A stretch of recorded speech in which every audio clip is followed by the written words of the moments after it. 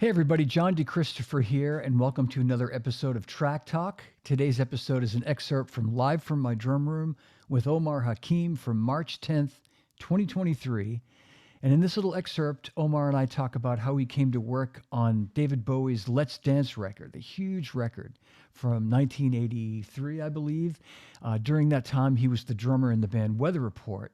And he got the call from his friend and producer, Nile Rodgers, to come in. Tony Thompson, who had been playing drums with David Bowie at that time, was not available. So Omar came in, and his first recording with David Bowie was the song Let's Dance. So we talk about that. We talk about the song Modern Love, another great David Bowie song Omar played on. And we kind of work our way over to Dire Straits and my personal favorite Dire Straits song, So Far Away. So check it out. I hope you enjoy it. I will put the link for the complete episode in there. It was a great episode. We talked for over an hour and a half about Omar's incredible career, and we really just barely scratched the surface. So you can look for a future episode with Omar, a Track Talk episode 2.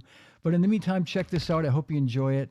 And thanks for watching. Thanks for listening. And I'll see you on the other side. That day, I was like, okay, Nile is gone. So fast forward a little bit. The Chic thing kind of winds down. He's become like the producer. Yeah. And I'm on tour with Weather Report. I'm on tour. He calls me and says, "Hey man, I've got to do a session with Bowie, and Tony and Bernard aren't available for whatever reason. Are you going to be around next week?" And I'm like, "Actually, I'm on my way home. We have a gig at the Beacon Theater, and then after that, I'll be home for like 2 weeks. So perfect timing." And so we go in the studio into the power station, and the first song we cut was Let's Dance. That was the first, that's how we started the session. No kidding. Yeah. Had you not heard the song until you got there? I didn't hear anything until I got there. Some scratch demo kind of thing. And yeah, maybe there might have been a demo, but the demos were more like guitar vocal demos. They weren't really like, wasn't like today where, there's a drum loop and you know what I mean? There's a song. Yeah. Niall had an idea for a rhythm concept. He started playing his guitar part. Me and the bass player Carmine Rojas started jamming with him. And then this thing starts morphing into the pattern. It's, Yeah. Very interesting. Man. And were you basically, did you know you'd be doing the whole record at that point? I didn't. It's such, I'm just, I need technology. What a kick-ass track, man.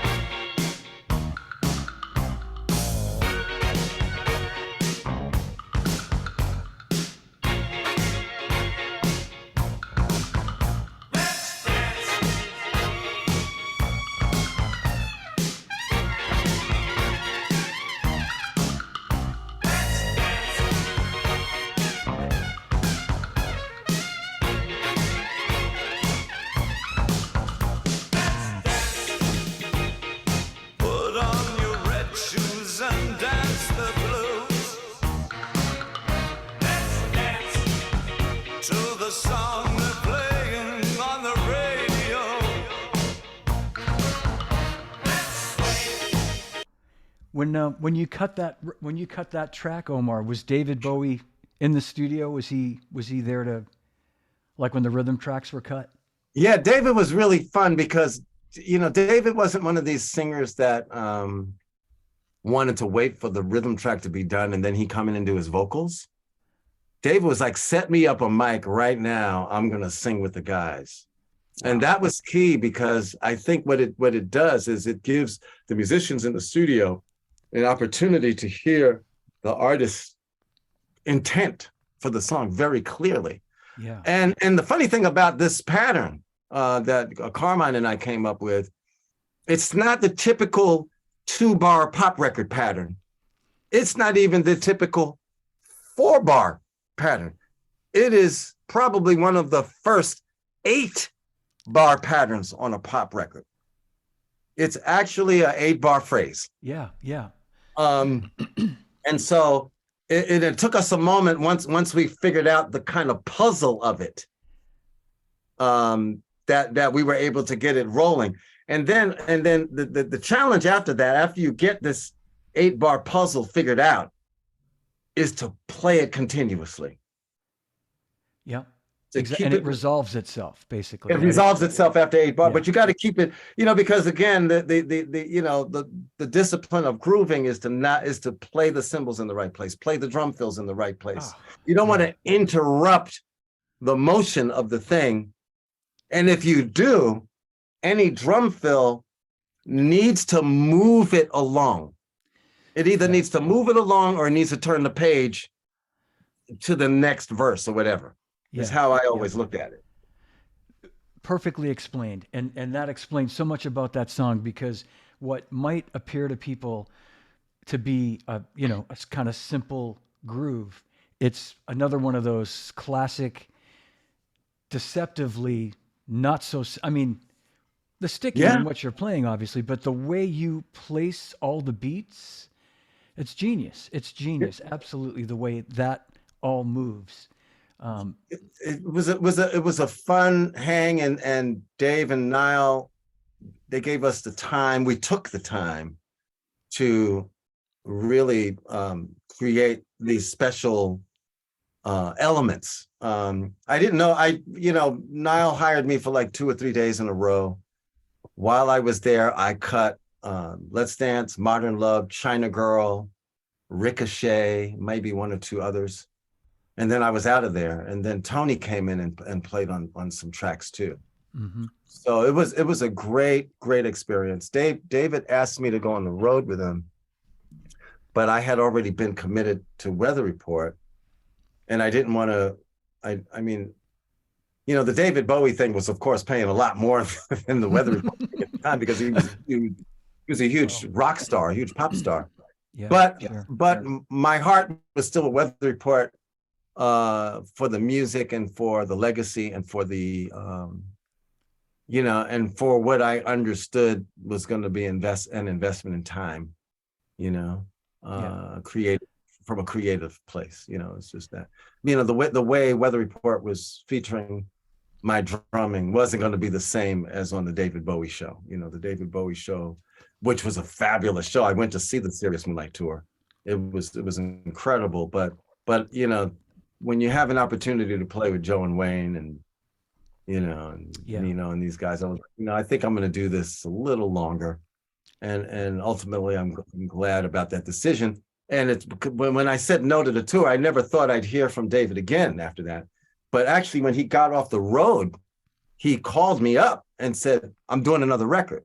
I need you to come back to the studio with me." I was surprised to get the call, because I thought it was over, but we went back in the studio. This time, not at Power Station. We worked at Le Studio in Montreal, which was the studio of the band Rush. Yes, yeah. And we cut the Tonight album, which had the hit Blue Jean. Yes. With another track on there called Neighborhood Threat that was kind of fun. And Blue Jean was a minor. It wasn't as big as the Let's Dance album, but it was nice to have that opportunity to get back in the studio with David and have fun with Carlos Alomar and the crew. Do you find now, looking back at that time in your life, the fact that you were surprised, I'll bet now if you think about it, you realize you did the right thing. You know what I mean? I have to think maybe David respected that you'd made a commitment to Joe and Wayne, and you couldn't really, they probably would have understood if you said, "Man, I got this opportunity to go out on the road with David Bowie," but you didn't. And I have to think your playing obviously speaks for itself, that David didn't take it personally at all the way you might have thought he would. And he just went, "Oh, well, timing didn't work out." Well, yeah, that's exactly what I thought, because anybody else would have looked at me and said, "David Bowie just offered you 5 times the amount of money Weather Report paid." Yeah. And I'm like, yeah, it's but I think I understood something. I said, because there are some things that money can't buy, right? There's some things that, you know what I mean? And I think the experience of being with those guys and what I learned from them musically, and how it expanded my drumming, and it's huge. and how it expanded my composition awareness, because I remember bringing music to those cats, and it was interesting to have Joe and Wayne rip apart your composition and explore the harmony. And like, and it to this day, like, if I write a melody and I'm working on something like an instrumental piece, even to this day, I start off with like the first set of harmony, but then a couple of days later, I'll go back, I'll leave that melody in place, but then I'll start to play around with other harmonic ideas behind that melody. And I think I learned that from Joe and Wayne, because those two guys are like the masters. They were the masters, you know. At And composition, absolutely. Yeah. So you know, so yeah, I mean, that was I think I just understood the importance of art first, I guess, on a certain level, and the experience, and again, that's a great example, Omar, of your maturity for being still a young guy, but like having that instinct to go, you know what, this is going to be great for me.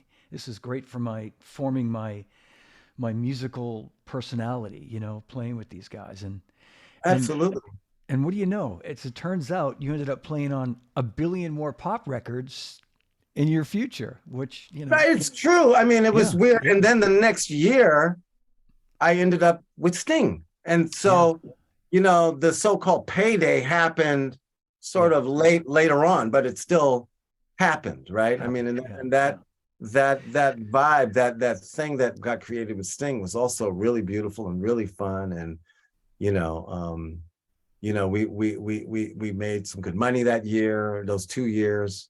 You know, it's a special time when you get in a project like that that's successful, you know. That was groundbreaking is how I would describe it. It really was. It was like Sting's first band outside of the Police, an incredible record. Yeah, I mean, it was beautiful experience, man. And playing with my buddies, you know, that first band of Branford Marsalis and Kenny Kirkland on keyboards, Darryl Jones on bass. Man. Yeah, Sting didn't even play bass on that tour. That's Darryl Jones of the Rolling Stones on bass. What a band. Yeah. And Sting on guitar. He's a great guitar player. Right. Yeah. Right. So we had, and Dolette McDonald and Janice Pendarvis, the background singers. It was lovely band, man. It was just a beautiful experience. I was just going to jump back for 1 second and play another David Bowie song from Let's Dance that you mentioned. And this is, to me, such a killing drum track. I just got to play it.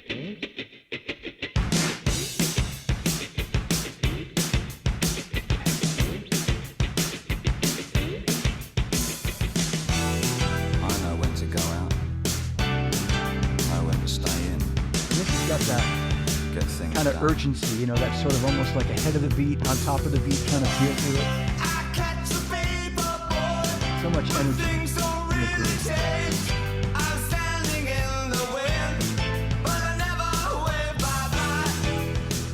And these weren't cut to a click track, Omar. These are all live in the studio. I mean, all, yeah.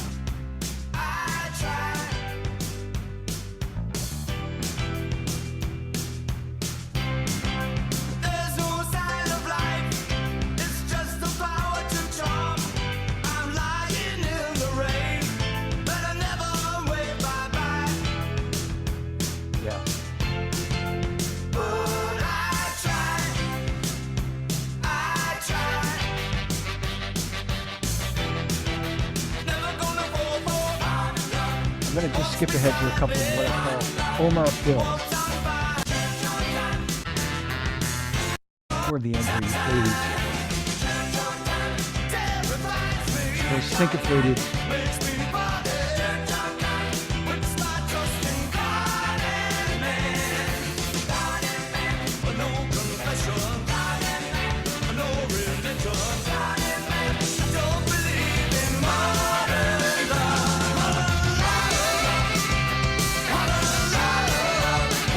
I played this song in the top 40 band when this was on the radio.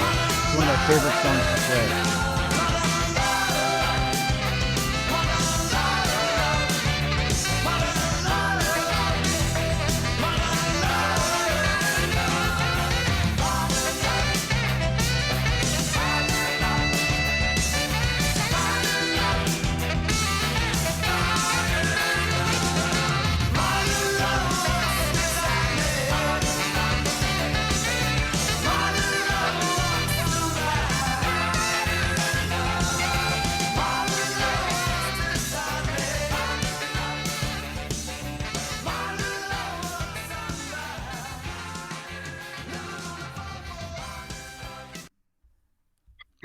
Man, it's got to feel good to know that you made this kind of a mark in music. You know, I mean, you've played on some. I mean, these are the tip of the iceberg, obviously, and songs you've played. It's But funny to hear that again because what I'm reminded of is that that groove sounds like we're leaning forward the whole record, like the whole record is like this, yeah, yeah, leaning and it's funny because in order to create that hype, and here's the other thing about a record like that, which is like when you think about the other work that I was doing, like with Weather Report, and it's so different. The playing on that record, that's like most people that had heard me with Weather Report would have never imagined that that's the same guy. yeah, But because I grew up playing rock and roll as a kid, you know, I was playing as much rock and roll as a kid as I was playing funk and jazz.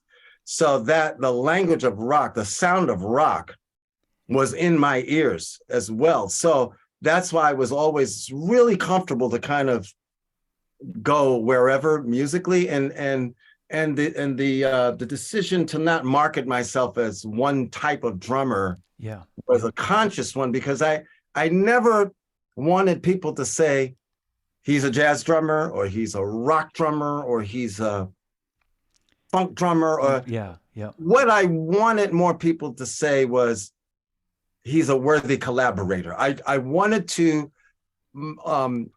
make myself a worthy musical collaborator so that if they called, I would have an opportunity to make a contribution to the music. Now, whether it's jazz or rock or reggae or funk or whatever, I don't care. We'll figure that out.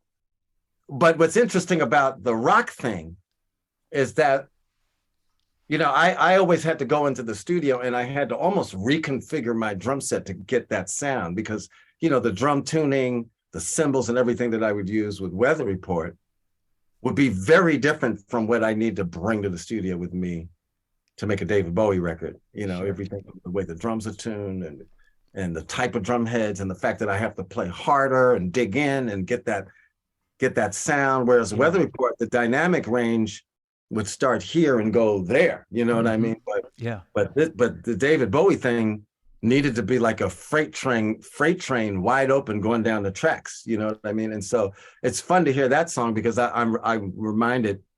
And again, if you notice this, there are a few drum fills here and there, but it's the urgency of that groove. exactly. And the fact that I'm kind of playing the same thing all the way through it. You know, cymbals in that case are like an exclamation point to me. Yeah, You know, yeah. I drop a cymbal and it's the exclamation point. Bang! Whoa! You know what I mean? It moved it. It creates an exciting burst of something that, you know, that kind of jolts the listener and kind of keeps this thing moving forward. And so, you know, I think maybe I'm always looking for like the drama in the simplicity. Yeah, yeah. You know what I mean? Like to me, that's when I'm doing records like that, it's like, where is it? Okay, it's such a simple, it's just a rock beat. No, it's not a rock beat because it's not just that, because if you find that thing that moves it along, that makes it exciting, that gives it energy. And I always say that grooves, people always talk about, well, what is a groove? What is a groove? What does that mean?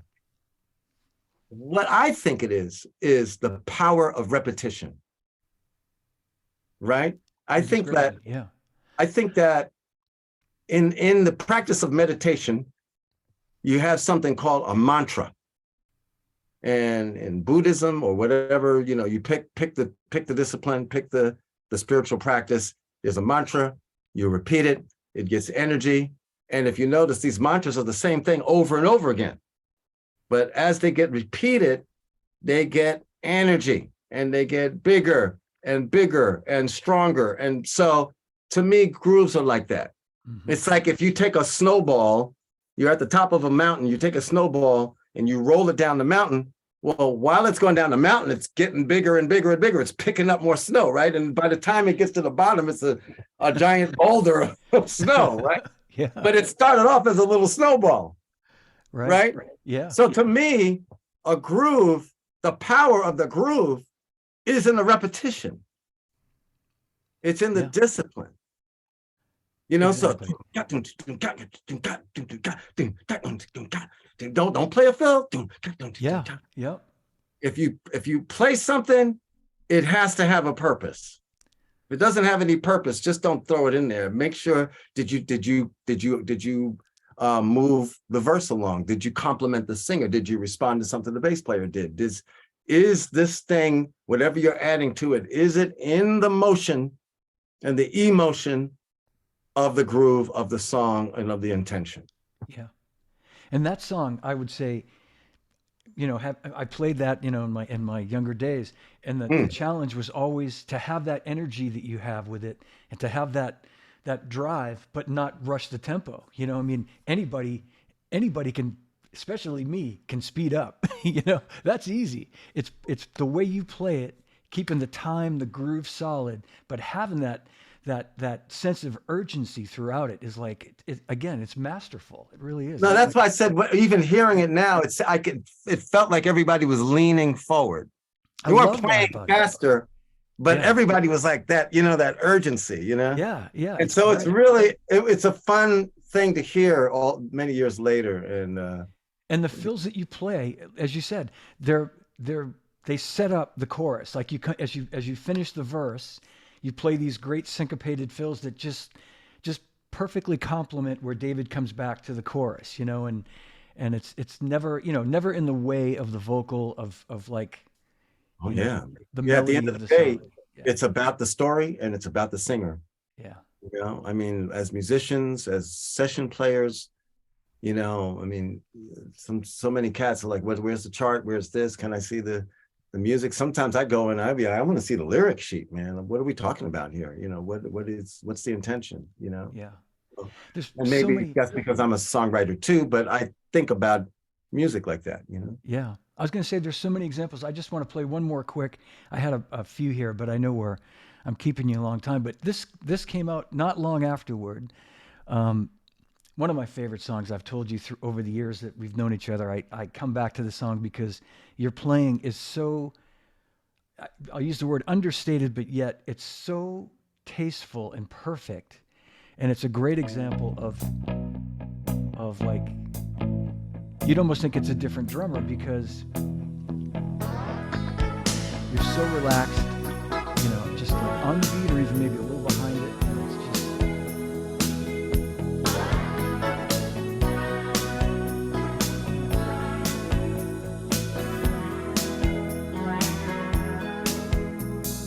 Here I am again in this mean old town. and those little And you're so far away. accents on the hi-hat are beautiful.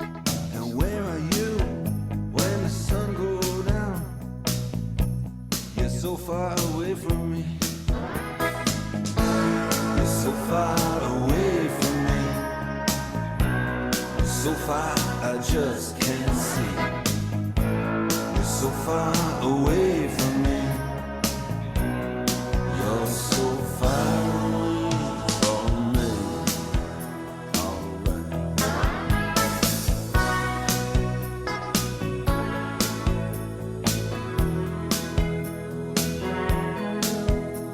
I'm tired of being in love and being all I'm alone. going to just skip ahead a little bit here, Omar. When you're so far away As you get to the fade, it's,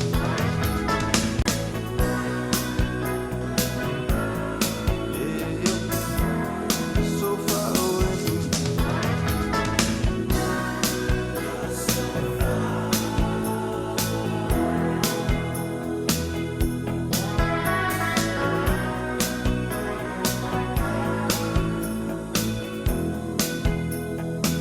Alright.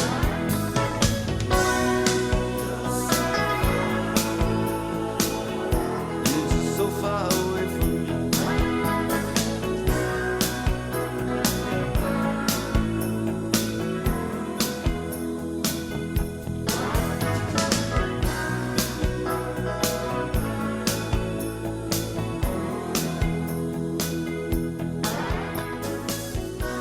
now I know on that record, Brothers in Arms, you were called in to replace Terry Williams' tracks, right? Basically, you were.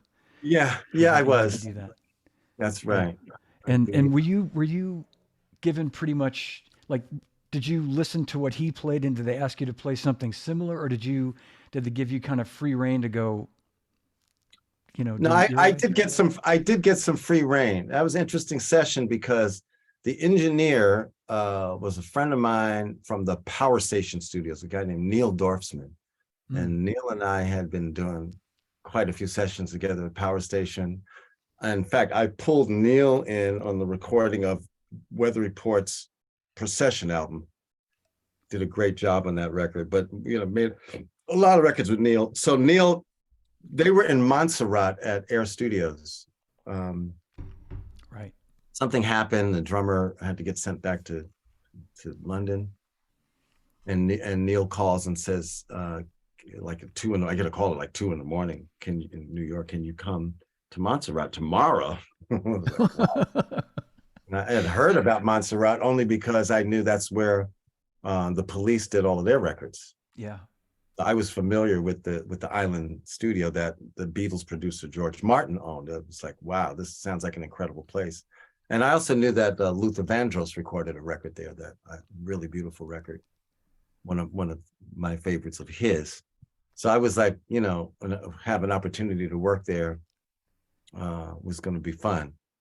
So when I got there, it was just me and Neil, the bass player, and Mark Knopfler. And yeah, basically a lot of the tracking was just guitar and drums, because he has a very specific feel on guitar, rhythm guitar. So it's funny on that song, it's once again, I'm trying to not be in his way, but I'm trying to move things along. Yeah. Without, because really rhythmically he's leading the feel of the record. It's, like even Money for Nothing is a very specific guitar riff. You know what I mean? And absolutely. Yeah. And you don't need the drummer to clutter up what Mark Knopfler does naturally. I need to dance in and out of that. Yeah. It's funny, even the first verse, going into that first verse, I noticed instead of playing a fill, it was just a hi-hat going, pss, pss. Yeah. And then it goes into because I was like, all right, well, I got to stay out of the way. Here comes the verse. And it's funny, little things like that. And I like the you're staying out the way, but then there's the humor of it a little bit. There's a lot of little things that I'm looking for that, that, like I always say, I keep saying this, move the record along. It moves the record along in a way that's tasty. It's not pulling us out of the groove or out of this flow that's happening. You know what I mean? So Mark was really special because his style of playing rhythm guitar is uniquely his. Nobody plays like that. Yeah. So it's really about going in and framing his thing, All right. Well, that's the show. I hope you enjoyed it. If you did, give it a like, leave me a comment. Don't forget to subscribe if you haven't done that already. Ring the bell. And I do appreciate your support. I will be back with some new episodes, as I said, and another big announcement coming soon. But in the meantime, take a look at the old shows, dig into the archive. I hope you'll keep listening and watching. And until next time, remember, no drummers are ever harmed on Live from My Drum Room. And when in doubt, leave it out. Okay, I'll see you soon.